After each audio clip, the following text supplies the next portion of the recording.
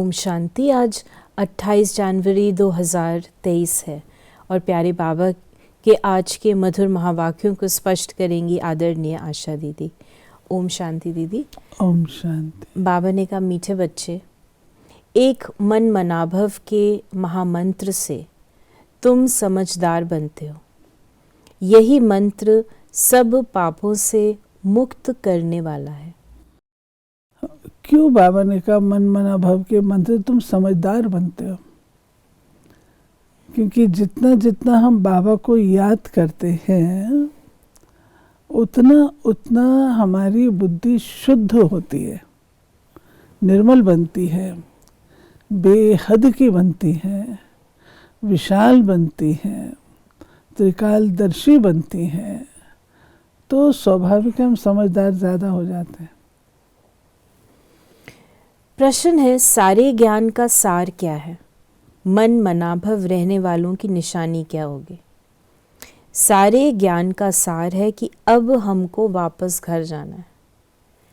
ये छीछी दुनिया है, इसको छोड़ हमें अपने घर चलना है। अगर ये याद रहे तो भी मन मनाभव हुआ। मन मनाभव रहने वाले बच्चे सदा ज्ञान का विचार सागर मंथन करते रहेंगे। वो बाबा से मीठी मीठी रूह रेहान करेंगे। बाबा से मीठी मीठी रूह रेहान करेंगे, बाबा को याद करेंगे, एक ही बात है। नेचुरल याद से फिर लाभ, जैसे जिसके साथ वार्तालाप होती है तो रिजल्ट एसेंस भी तो वैसे ही निकलता है ना। दूसरा प्रश्न है कि किस आदत के वशीभूत आत्मा बाप की याद में नहीं रह सकती? अगर गंदे चित्र देखने की, गंदे समाचार पढ़ने की आदत पड़ी तो बाप की याद रह नहीं सकती। बाबा ने कहा, सिनेमा है दोज़ख का द्वार जो वृत्तियों को खराब कर देता है। बाबा हमेशा सिनेमा को कहते हैं सिन की माँ, यानी स्वाभाविक है जैसी आपकी दृष्टि होगी वैसी आपकी वृत्ति होनी है। अगर आप देखेंगे ऐसे ऐसे चित्र तो और बैठ के योग लगाएंगे, टेलीविज़न देखेंगे, ऊट पटांग देखेंगे, उसके बाद आप बैठ के योग लगाएंगे तो योग लगेगा आपका। इसलिए बाबा कहता है नहीं करो, ये भी संग में आता है। ओम शांति। रूहानी बाप बैठ रूहानी बच्चों को समझाते हैं। समझाना उनको होता है जिसमें कुछ कम समझ हो। तुम अभी बहुत समझदार बन चुके हो, जो समझते हो कि ये हमारा बेहद का बाप भी है, बेहद की शिक्षा भी देते हैं, सृष्टि के आदि मध्य अंत का राज भी समझाते हैं। स्टूडेंट की बुद्धि में नॉलेज होनी चाहिए ना, और फिर बाप साथ में भी ज़रूर ले जाएगा, क्योंकि बाप जानते हैं कि ये पुरानी छीछी दुनिया है। इस पुरानी दुनिया में बच्चों को घर ले जाने लिए आया हूँ। बाबा समझाते हैं, यहाँ बैठे बैठे बच्चों के अंदर में ज़रूर आता होगा कि ओहो, ये हमारा बेहद का बाप भी है, फिर शिक्षा भी बहुत ऊंची देते हैं। सारी रचना के आदि मध्य अंत का राज भी समझाया है।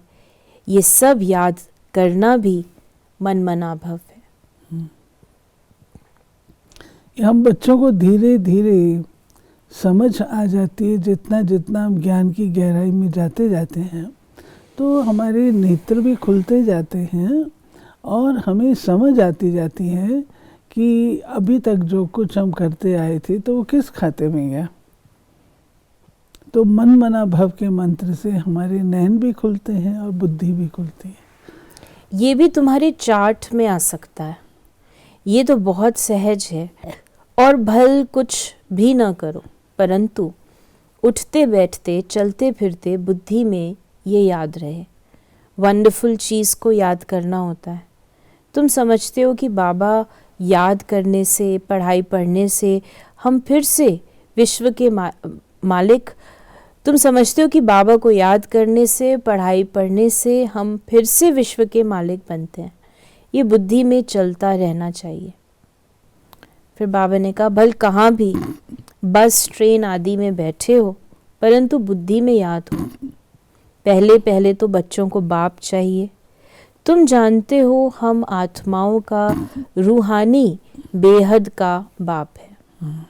सहज याद दिलाने लिए बाबा युक्ति बताते हैं, मामेकम याद करो तो आधा कल्प के जो तुम्हारे विक्रम है वो सब योग अग्नि से भस्म हो जाएंगे।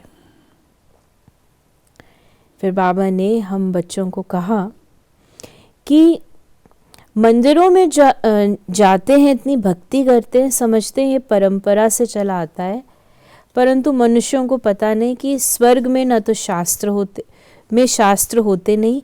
वो समझते हैं सृष्टि के शुरू से ही ये सब चला आता है, न किसको ये कह सकते कि बेहद का बाप कौन है।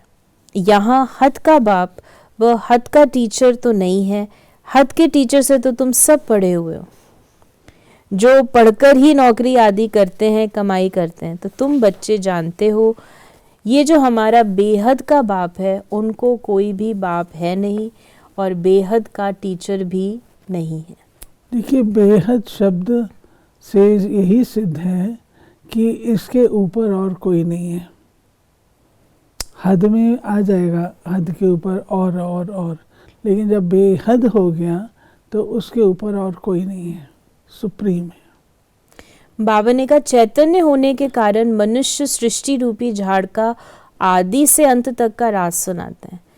अंत में आकर आदि का ज्ञान सुनाते हैं और कहते हैं, हे बच्चों, जिस तन में मैं विराजमान हूँ, इन द्वारा मैं आदि से लेकर इस समय तक सब कुछ सुनाता हूँ। अंत के लिए तो पीछे समझाएंगे, तुम आगे चलकर समझ जाएंगे कि अब अंत है, क्योंकि उस समय तुम कर्मातीत अवस्था को पहुंच जाएंगे और आसार भी देखेंगे कि इस पुरानी छीछी दुनिया का विनाश तो होना ही है।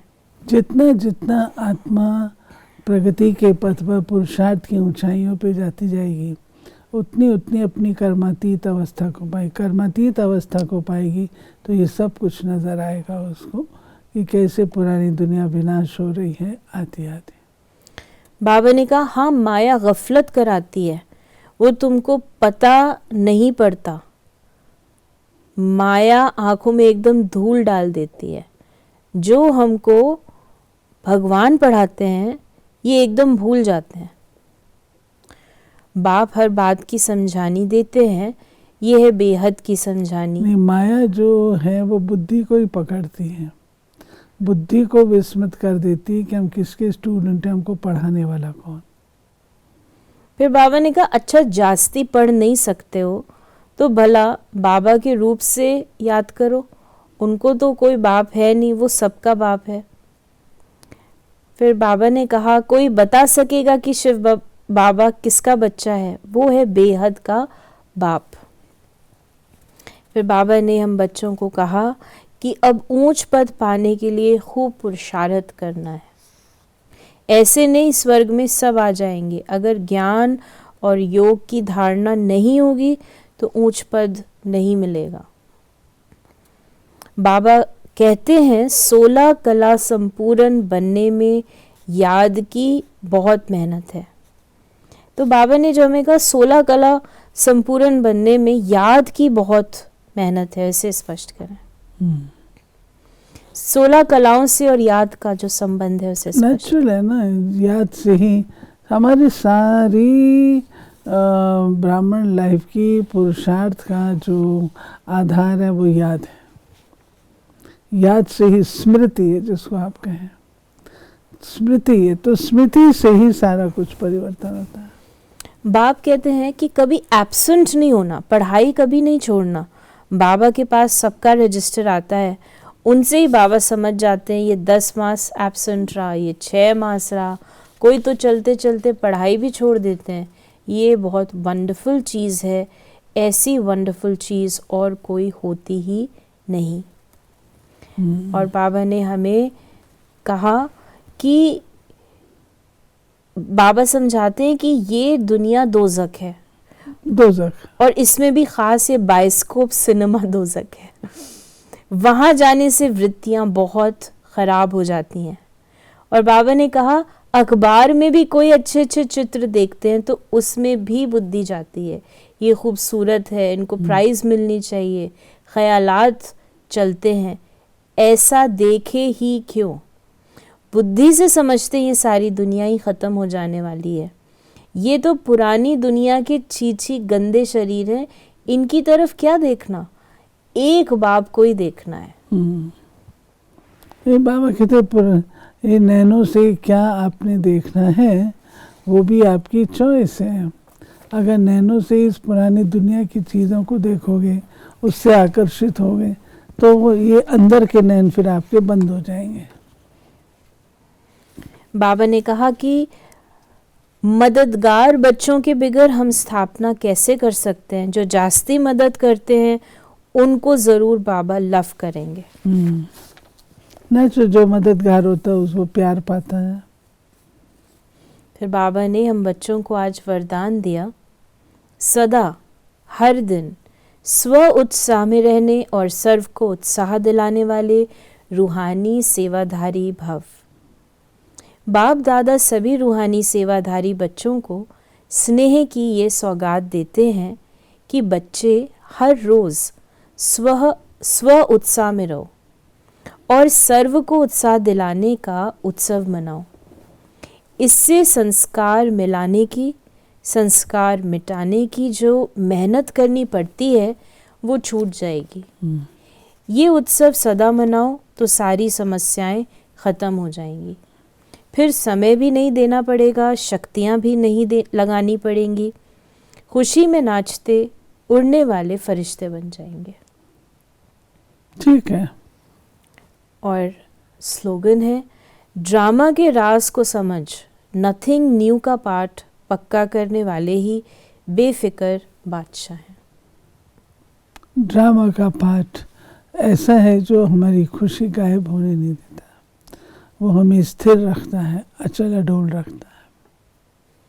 तो ये थे बाबा के आज के मधुर महावाक्यों का स्पष्टीकरण। यदि आपके मन में कोई भी सवाल है तो उसे मैसेज या व्हाट्सएप मैसेज करें 8826599309 पर। ओम शांति।